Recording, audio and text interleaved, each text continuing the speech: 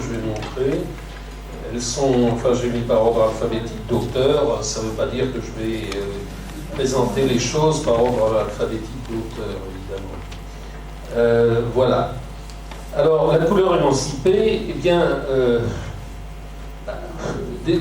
la fois passée, la dernière fois, j'ai parlé plutôt de l'espèce de couche infrastructurelle, pour employer un grand mot, des problèmes de la peinture, parce que la peinture se sert de couleur, la couleur, si j'ose dire, se sert de lumière, donc on a parlé un peu de lumière-couleur. Alors, encore une fois, on ne peut pas, en 3 séances, ni même en 1000, arriver à épuiser le propos de parler de la couleur en art, puisque, et même en peinture, puisque la peinture et la couleur, c'est la même chose, d'une certaine manière. Donc il faudrait parler de toutes les peintures, de toutes les variétés de peintures, et il est bien entendu que chaque peintre utilise la couleur comme il veut, en fonction d'une certaine, que les historiens d'art appellent stylistique, exigence comment dirais-je, de conformité à la réalité ou pas, convention, etc., etc. Et puis, j'y insiste, parce que je ne sais pas si j'y ai assez insisté la dernière fois, et si j'y insisterai la prochaine, parce que, encore une fois, c'est un énorme morceau, en fonction des techniques picturales, bien entendu. La technique picturale, c'est non seulement les matières, mais c'est, enfin, je veux dire, la matière couleur, mais c'est la matière qui sert elle-même à fabriquer la couleur. Bien sûr, le problème de la lumière comme origine de la couleur, et le problème de la lumière comme lumière d'éclairement ou comme lumière représentée, etc., etc. Là encore, si on parle du problème de la lumière, on n'en finit pas. Et c'est pour ça que j'ai commencé donc il faudra que vous fassiez votre deuil avec les propos que je n'ai pas tenus la dernière fois pour les questions de temps et les images que vous ne verrez pas. Mais malgré tout, j'ai essayé de faire une liure en vous montrant une autre œuvre de Georges Seurat. Georges Seurat, qui est un peintre, vous le comprendrez, pour lequel j'ai beaucoup d'admiration. Et cette œuvre, c'est le Chahut. Vous avez donc les détails, et la prochaine fois, je ferai en sorte que vous ayez aussi une espèce de, comme ça, de vadémécum pour avoir les éléments se rapportant aux œuvres que j'ai montrées. D'ailleurs, je ne les montrerai peut-être pas tous, mais qui peut le plus, peut le moins. Ce qui est intéressant dans cette œuvre-là, par rapport, encore une fois, je ne reviens pas sur ce que j'ai dit la semaine passée, je suis navré pour les personnes qui n'étaient pas là, donc j'en étais resté à Seurat, j'en étais resté au chromoluminarisme, dit divisionnisme, dit néo-impressionnisme, dit pointillisme, etc., etc. Mais chromoluminarisme est le terme le meilleur, puisque c'est le terme que Seurat a créé et dans lequel il a mis le concept lui-même. Donc c'est en se repérant avec chromoluminarisme qu'on arrive à voir les choses telles qu'elles sont pour Seurat. Et on verra d'ailleurs tout à fait que dans les autres œuvres, et en particulier dans l'œuvre que j'ai prise comme référence, comme une espèce, encore une fois, de fil rouge, comme on dit souvent à l'heure actuelle, qui est l'œuvre d'Henri Matisse, vous verrez que le terme de chromoluminarisme ne s'applique absolument pas. Si je vous ai amené cet autre Seurat, je ne l'ai pas montré la semaine passée, c'est que c'est une œuvre chromoluminarisme, mais qui a quand même une particularité, c'est qu'il est réalisé en lumière artificielle. Et bien entendu, c'est aussi une trace d'impressionnisme ou de post-impressionnisme, comme on dit, que de construire des tableaux ou de concevoir des tableaux, non pas avec la lumière, une espèce de lumière idéale, si vous voulez, comme on la trouve dans tous les tableaux pratiquement, hein. Il y a des nocturnes, bien sûr, il y a toujours des exceptions qui vont confirmer la règle, hein. Si je vous dis que tous les tableaux occidentaux sont représentés, éclairés par un soleil au zénith, vous allez me dire, et la tour, etc. Bon, la tour, évidemment, je connais. Mais, si vous voulez, les choses doivent toujours s'interpréter lorsqu'on dit les tableaux occidentaux sont éclairés par une lumière zénithale de plein jour, comme lorsqu'on fait des statistiques et que le tableau se dispose selon une courbe de Gauss, évidemment.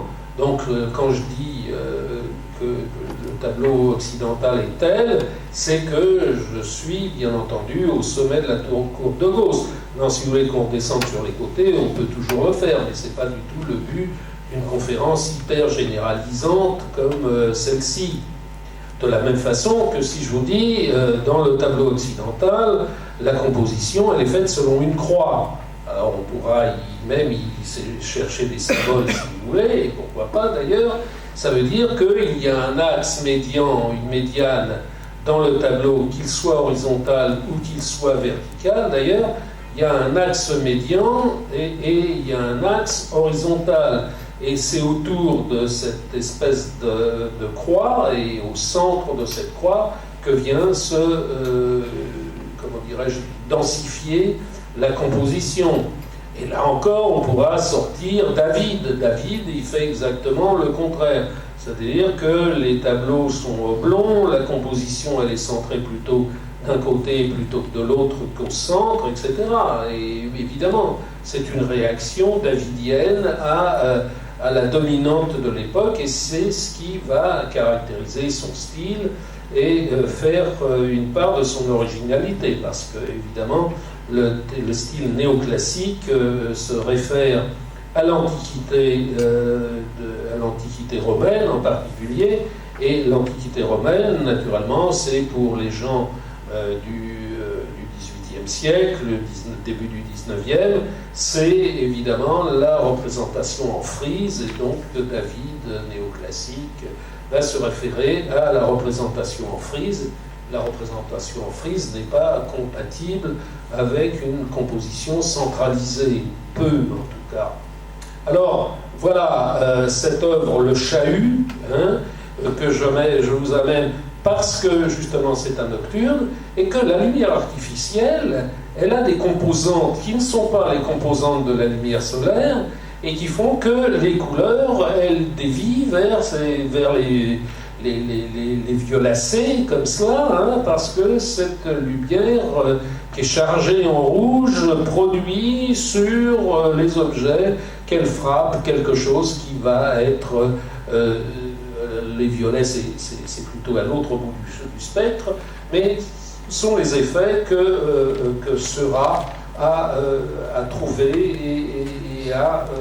Alors, je parlais de l'impressionnisme, justement, parce qu'une des révolutions de l'impressionnisme, c'est de ne plus considérer que les choses étaient vues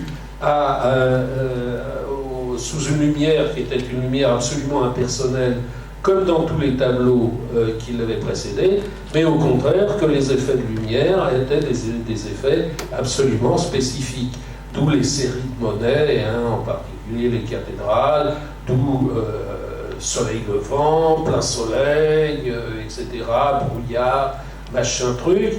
Ça veut dire, si vous voulez, que la lumière est un effet essentiel, si vous voulez, du tableau, et n'est pas inféodé, en quelque sorte, à une vision comme ça, toute faite de ce qu'est la lumière, et c'est pour ça que je parle de lumière libérée, parce que c'est la lumière, justement, qui est observée dans son état de réalité. Mais ça ne suffit pas pour l'émancipation. Pour ce qu'il y ait émancipation, il faut qu'il y ait encore une domination. La domination et l'émancipation vont tout à fait ensemble. Ainsi, l'émancipation, comme tous les hommes de cette compagnie pourront le constater, l'émancipation des femmes va de pair avec la domination des femmes, et nous sommes bien sûr nombreux à nous en féliciter. Alors, ici, vous avez cette lumière. Alors, je voulais, avant de quitter cette image que j'aime beaucoup, parce que je l'aime beaucoup, surtout parce qu'elle est drôle. Chez Seurat, il y a une distance, si vous voulez, avec la réalité. Il y a quelque chose dont je ne parlerai pas, parce que ce n'est pas du tout le but de ces affaires, de cette série, c'est la caricature. Et la caricature devient un des moteurs absolument essentiels de l'art, et en particulier de la peinture, à partir justement de la fin du XIXe siècle. Tous les peintres sont peu ou prou des caricaturistes, et la caricature a peu ou prou déclenché une révolution en art, du point de vue de la technique. Si vous avez des questions à poser là-dessus, vous pourrez toujours le faire, à condition que je vous en laisse le temps. Alors, on en revient. Alors, bon, est-ce que vous avez... Alors, c'est intéressant de voir tout le jeu des lignes, etc. Parce que non seulement Seurat avait une théorie de la couleur, mais il avait aussi une théorie des lignes. Il mettait tout en théorie, Seurat. Et donc, parmi ces théories, il y avait une théorie des lignes. Et il y avait des lignes qui étaient des lignes dynamiques, il y avait des lignes qui étaient passives plutôt, et des lignes calmes. Et vous remarquez que toutes les lignes, là, elles montent, il y a une espèce de dynamisme de la ligne qui monte du bas à gauche du bas à droite vers le haut à gauche, et tout est soumis à cela. Les jambes des danseuses, les robes des danseuses, les visages des danseuses, le manche de la contrebasse, etc., etc. Voilà. Et même le nez de cet homme dans le coin à droite, là. Et c'est un tableau qui est hilarant du point de vue à la fois de son schématisme, de la distance qu'il prend avec les choses, et de cette, encore une fois, avec cet éclairage tout à fait curieux et original par rapport, encore une fois, à tout ce qui se fait à l'époque. Et les effets d'éclairage, comme vous le voyez, sont réalisés à partir du chromoluminarisme, et en particulier de la partie du chromoluminarisme qui vient de la théorie de Chevreul, c'est-à-dire cette théorie des contrastes simultanés de couleurs. Vous voyez en particulier que autour... je crois que ça marchait, ça. Vous voyez qu'autour de ces ampoules de cinéma qui n'auraient pas renié d'ailleurs ces ampoules électriques, qui n'auraient pas... Ben oui, parce que le grand truc, bien entendu, c'est qu'il commence à y avoir à cette époque-là de l'éclairage à gaz assez puissant, et bientôt remplacé par un éclairage électrique. Donc pour des gens qui étaient habitués à s'éclairer à la bougie jusque-là, évidemment ces nouveaux éclairages, gaz, électricité, sont des nouveautés, parce que, enfin je ne sais pas si certains d'entre vous sont assez âgés, si j'en connais au moins un, ne serait-ce que moi, pour avoir voyagé dans le métro à l'époque de la guerre ou après la guerre, où il y avait de ces lampes à filaments qui éclairaient très peu, et les couloirs du métro étaient dans une espèce de pénombre. Maintenant, évidemment, c'est éclairé à Giorno avec les néons, etc. Mais ces lampes-là étaient très faibles, ce qui était très bon d'ailleurs pour les économies d'électricité. Elles étaient si faibles que ces grands filaments de charbon, on pouvait les regarder comme ça, sans être ébloui, ni même qu'il vous en reste beaucoup de traces dans cette affaire-là. Et je vous assure que dans le métro, on était en aussi bonne sécurité qu'on peut l'être maintenant. Donc ce que vous voyez tout autour, c'est bien entendu, là vous avez un jaune, et vous avez bien entendu la couleur complémentaire du jaune, c'est une espèce de violine, là, enfin c'est pas de violide, il faudra que je vous explique ça la semaine prochaine à l'aide des théories de clés, comment les 7 couleurs de l'arc-en-ciel sont devenues 6 chez Seurat. C'est une espèce de réunion des bleus violets et des rouges violets, c'est-à-dire de ce qu'on appelait autrefois le pourpre et ce qu'on appelait autrefois l'indigo, et qui ont été réunis pour en faire 6 dans le cercle de chanoine. Paul a très bien disserté là-dessus.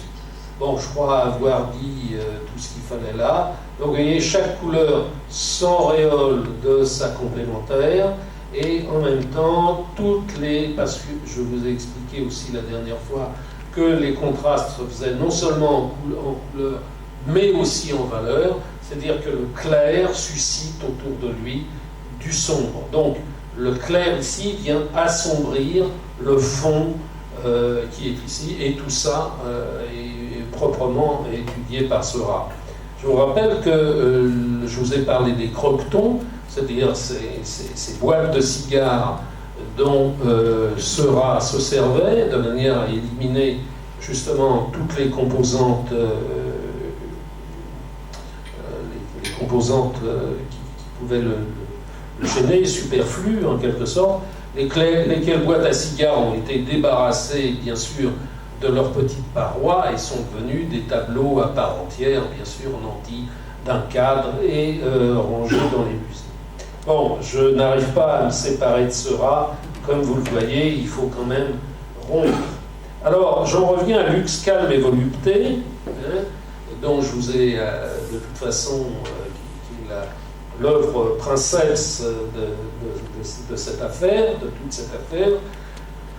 J'aurais pu en choisir une autre, j'ai choisi celle-là parce que c'était l'humeur du moment, parce que de toute façon, ici, j'ai tout pouvoir pour choisir ce qui me plaît, et il se trouve qu'au moment où on en a parlé avec Michel de cette affaire, je me dis, tiens, je vais prendre Lux, calme et volupté, parce que il me semble, d'abord parce que Matisse est un grand bonhomme, c'est tout à fait intéressant, et parce que justement, il y avait ici comme une espèce entre Seurat et Matisse, comme une solution de continuité dans les problèmes de la couleur. En effet, si Seurat a inventé, et le mot est strict, a inventé son système de chromolunarisme, c'était, remarquez, on peut en discuter bien sûr, puisque quel lien il y a entre ce tableau tout à fait caricatural et la réalité, mais c'était pour quand même reproduire les couleurs de la réalité telle qu'il les percevait.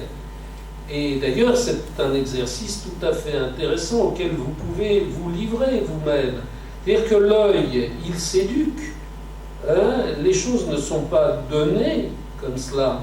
Quand on dit que Seurat arrivait à percevoir comme ça des effets colorés, on peut se dire, mais qu'est-ce qu'il en avait à faire de peindre dans le fond de boîte, parce que dans le fond, ça ne change pas grand-chose. Mais si, ça change grand-chose, justement.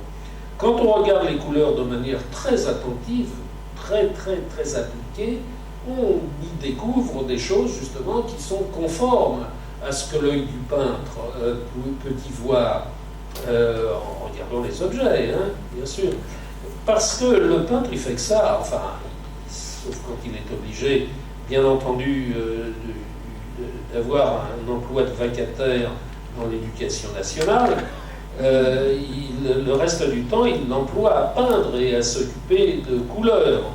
Et donc, son œil, il s'exerce. L'œil, c'est pas une chose donnée en soi. La vision, c'est quelque chose qui s'apprend, qui s'éduque, qui évolue. Et encore une fois, sans vouloir jouer au petit Marcel Mauss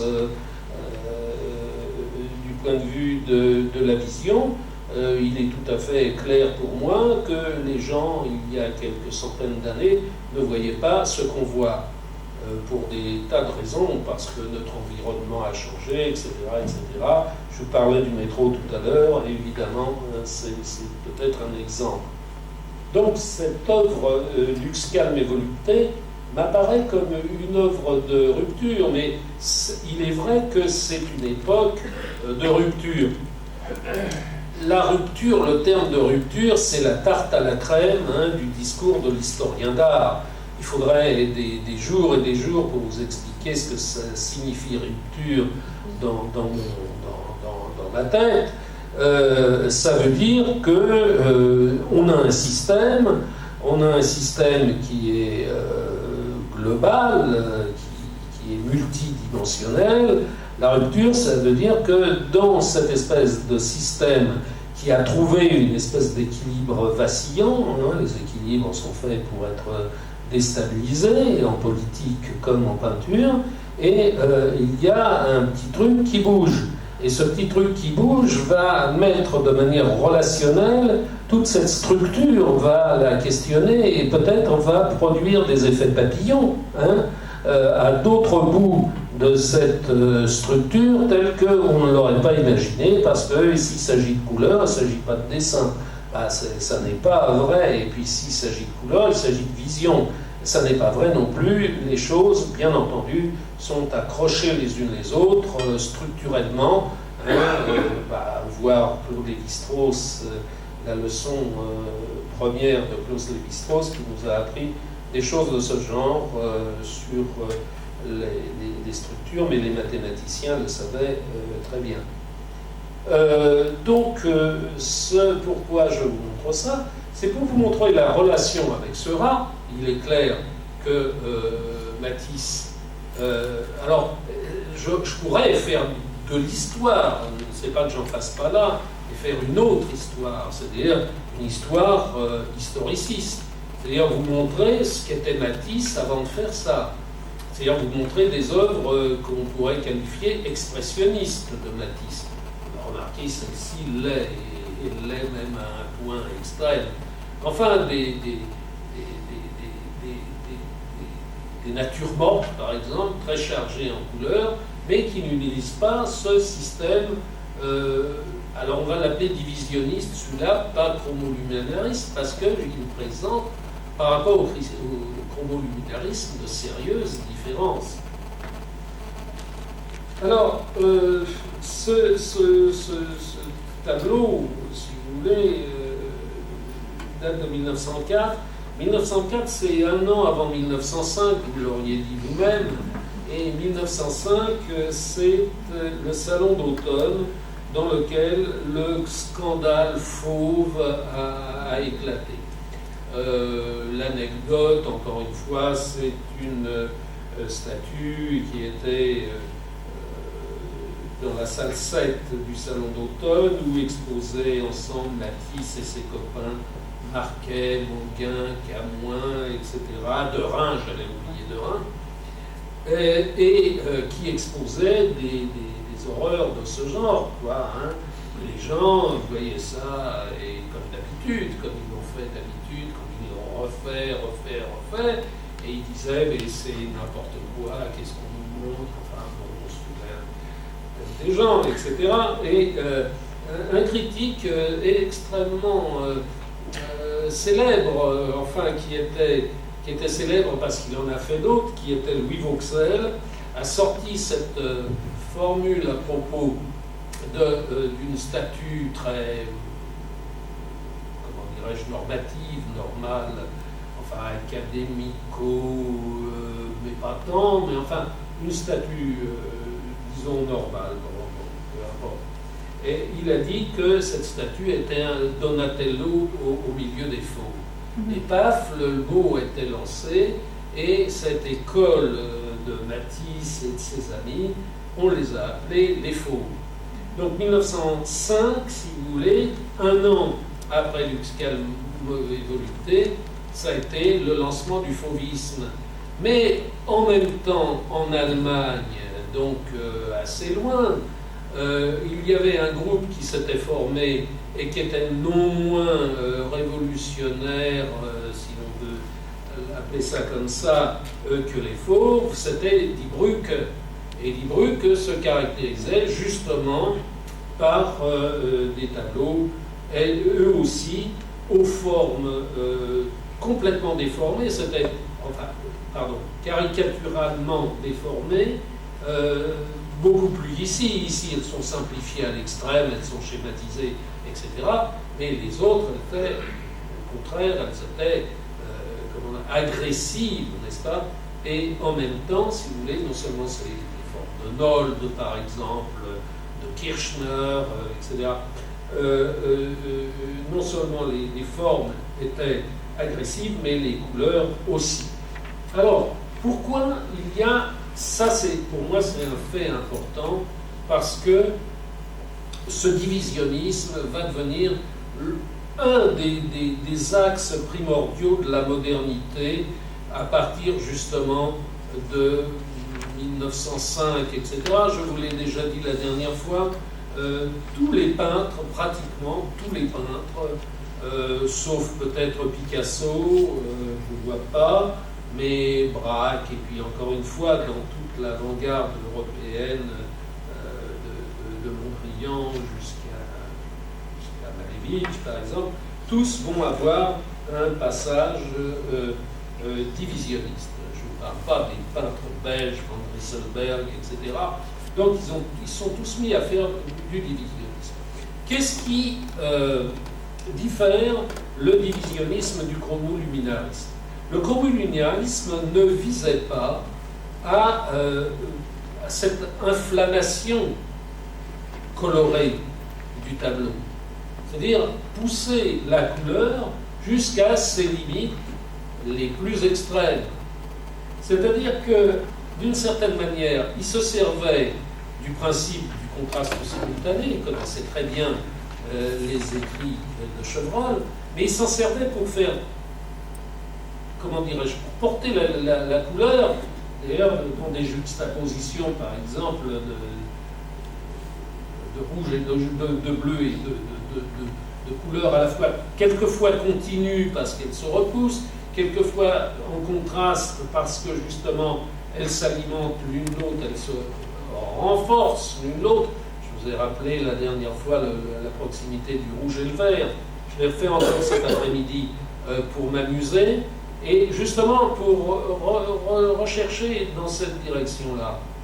Je vous rappelle que une tache rouge contiguë à une tache verte, qui sont des couleurs opposées, qui sont des couleurs complémentaires, font que, à la limite, encore une fois, c'est une question d'observation, de sensibilité. Au bout d'un moment, c'est pas une légende, on s'aperçoit que ce n'est pas une légende. Les couleurs se renforcent et se rendent plus lumineuses l'une l'autre. Bon, avec une équation dont j'ai parlé la dernière fois. Mais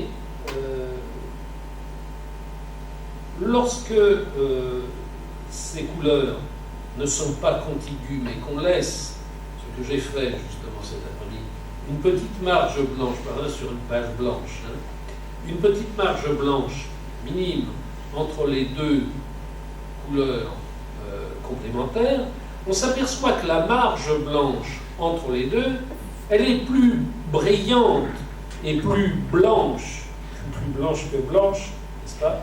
Plus blanche que le reste de la page blanche. Parce que justement, ces deux couleurs, si vous voulez, ont conjugué, si vous voulez, leur primarité et recréé du blanc dans le blanc. Puisque ce sont des couleurs qui fonctionnent non pas par mélange pigmentaire, mais par mélange optique. Donc elles renvoient des composantes vertes et rouges vers l'œil, et quelles composantes vertes et rouges se mélangeant redonnent du blanc. Donc le blanc plus le blanc des deux couleurs contiguës, ça donne du blanc plus blanc. Voilà. Donc, vous faites l'expérience, vous verrez que c'est tout à fait vrai et véritablement très, très fort. De même, d'ailleurs, que les marges des deux couleurs deviennent elles-mêmes plus brillantes. Et vous remarquez que, contrairement à ce que je vous ai dit la dernière fois, enfin, qui est quand même le fruit d'une observation un peu personnelle, il faudrait aller gratter un tableau de Seurat, ce que je suis incapable de faire, et ce qu'on ne me permettrait pas d'ailleurs, je vous ai dit qu'il y avait sans doute quelque chose comme un jus qui était une sorte de couleur locale. Et les croquetons qu'a fait Seurat, et dont je vous ai montré quelques-uns, montraient que les croquetons ne sont pas faits avec cette technique chromoluminarisme. Ils sont faits avec des touches balayées, pas comme les impressionnistes, beaucoup plus nombreuses, mais quand même des touches balayées pour recréer quelque chose qui soit comme la couleur locale. Et c'est par-dessus cette couleur locale, j'hésite à dire le titre, mais je n'en ai pas d'autre, c'est comme ça qu'on l'appelait un peu à cette époque-là, eh bien on pose les couleurs du complément, c'est-à-dire les effets de la luminosité, des rapports relatifs des objets les uns avec les autres, des ombres du temps qu'il fait, de l'heure de la journée, etc., etc. Or, vous voyez que, et naturellement, toutes ces couleurs vont se mélanger pour donner des mélanges optiques, bien entendu, destinés, encore une fois, à rendre le tableau plus lumineux, ce qui est une fiction, comme je vous l'ai expliqué la dernière fois. Ben, je ne l'ai pas expliqué, ça s'explique sans doute, mais encore une fois, le fait que l'œil, au bout d'un grand nombre, d'un trop grand nombre d'informations, alors au contraire, il tend à tout uniformiser, ça n'est pas non plus une blague, c'est en effet un effet physiologique et qui est dû sans doute, bien entendu, à la manière dont le système nerveux transmet les images lumineuses au cortex. Sans doute, quelqu'un comme Matisse et d'autres se sont aperçus de ce défaut du système de Seurat. Et ils ont voulu y remédier. Mais on ne peut pas avoir, si j'ose dire, le beurre et l'argent du beurre. C'est-à-dire que renonçant au système de Seurat, ou tout au moins en le modifiant, eh bien, il perdait un des sens du chromoluminarisme, mais il gagnait du côté du tableau. Et c'est pas étonnant si à cette époque-là, justement, je vous rappelle que la première, pour dire les choses, la première aquarelle abstraite c'est 1910, mais ça ne veut pas dire qu'auparavant, il n'y a pas quelque chose qui tourne autour d'une plus grande abstraction, etc. C'est que depuis longtemps, on s'est aperçu, je vous l'ai dit même la dernière fois, je vous ai dit que la peinture, elle avait compris qu'elle n'avait plus à se battre contre la photographie. La reproduction de la réalité, la mimésis, les peintres se sont aperçus que ce n'était pas leur affaire, que la photographie faisait ça beaucoup mieux qu'eux, et que d'une certaine manière, ça n'avait plus aucun intérêt de cavaler après la reproduction des choses. Donc, nous avons un tableau là qui bascule vers l'abstraction. Et d'ailleurs, c'est Matisse qui, lorsqu'on va lui poser la question, je ne sais plus vers quelle année, dans les années 30, je crois, enfin peu importe, on va lui dire, mais qu'est-ce que vous pensez de cette histoire de l'abstraction? Il y avait un grand débat là-dessus à cette époque-là, et ce débat, il n'est pas terminé. Il y a beaucoup de gens qui le jugent terminé avant de l'avoir eux-mêmes ouvert. Il y a une confusion absolument totale dans le domaine de l'histoire de l'art. Vous n'avez qu'à voir les catalogues des musées, etc. On emploie le terme d'abstraction à tort et à travers, comme quoi les gens n'ont visiblement pas réfléchi. Et non seulement ils n'ont pas réfléchi, mais ils n'ont pas lu Matisse. Matisse a dit ce qui est la vérité évidente. Il a dit abstraction, abstraction, mais tout tableau est abstrait. Un mathématicien vous le dira très bien. Quand vous passez d'un espace à un autre, vous faites ce qu'on appelle une projection, un point c'est tout. Et naturellement, il n'y a aucune espèce de commune mesure. Il y a là encore une rupture entre ce qu'on pourrait appeler l'ensemble de départ et l'ensemble d'arrivée. Il s'agit de projection, il s'agit d'une traduction, il ne s'agit pas d'autre chose. Donc toute peinture est en effet une abstraction. Il n'y a que dans les contes pour enfants qu'on se dit, on voit un tableau, on croit que cette dame-là, elle va sortir du tableau et puis elle va nous mouiller en se tordant les cheveux ici. Donc c'est que la peinture à cette époque-là a pris conscience, encore une fois, qu'il y avait des objets qui étaient des objets proprement picturaux. Moi, c'est ça que j'appelle l'abstraction. Si on veut me faire parler d'un tableau qui n'a aucun rapport avec le réel perçu, alors moi, je vais parler de non-figuration, ce qui est tout à fait autre chose. Mais naturellement, que l'art non-figuratif, il est abstrait, puisque tout art est abstrait. Dire que cet art-là est non-figuratif, non. Pourquoi? Parce que vous avez ici des signifiants dans le tableau, et à chacun des signifiants, vous pouvez accrocher un signifié. Arbre, corps, montagne, nuage, etc. Alors, il suffit de pousser les choses un peu plus loin, évidemment. Il y a toujours des moments où ça devient douteux, voire, évidemment, le petit jeu extrêmement subtil auquel s'est livré Kandinsky dans certains tableaux, et bon, on en parlera peut-être la fois prochaine. Alors, pourquoi je m'en tiens simplement à la couleur, et je cesse de m'envoler vers des considérations plus génériques de ce qu'est l'art et de ce qu'est la peinture.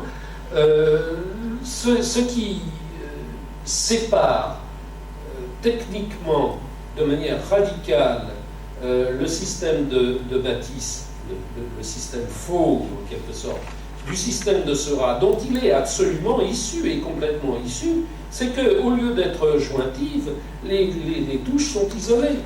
Elles sont isolées, et elles sont isolées sur un fond qui est un fond, bon, on va dire blanc, hein, pour pas compliquer les choses, mais en effet, sur une toile, sur la toile. Et les touches sont séparées, et du même coup, elles ne fusionnent pas ensemble, mais au contraire, elles font ce que j'ai fait, moi, cet après-midi, avec mon petit bout de papier.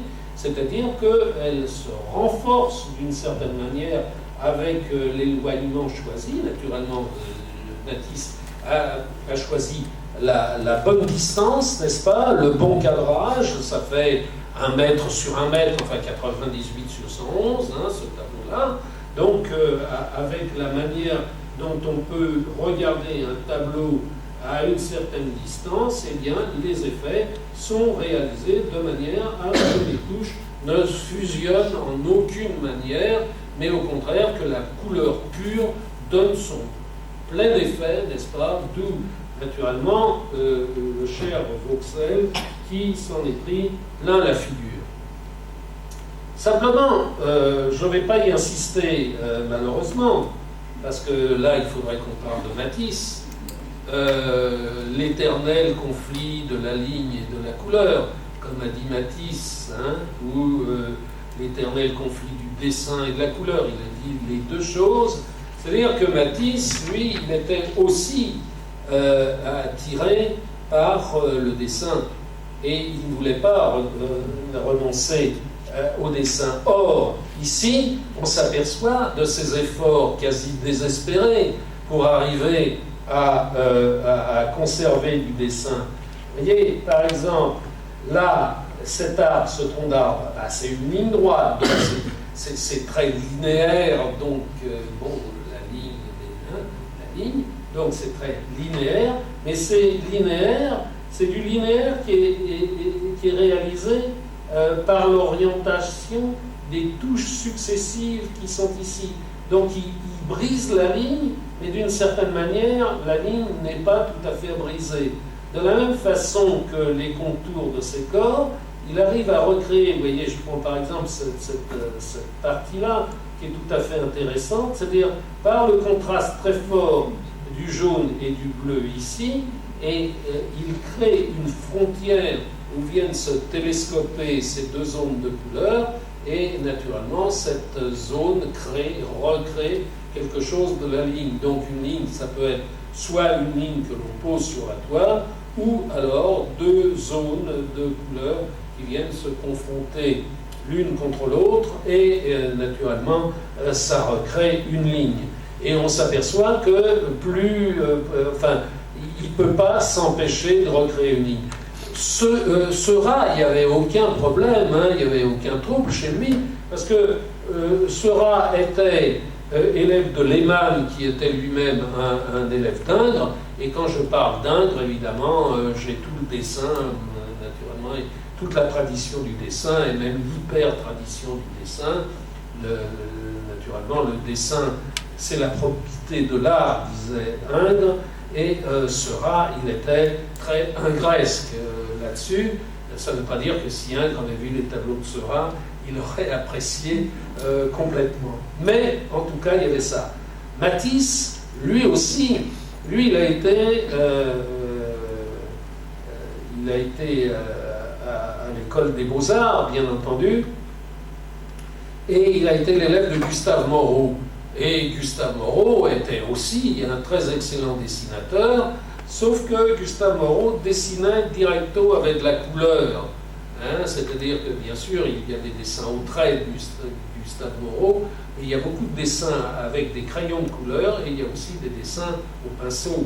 Et les dessins, donc là, Gustave Moreau, qui était un maître extrêmement libéral, et combien il était libéral, sinon il n'aurait pas supporté Matisse très longtemps.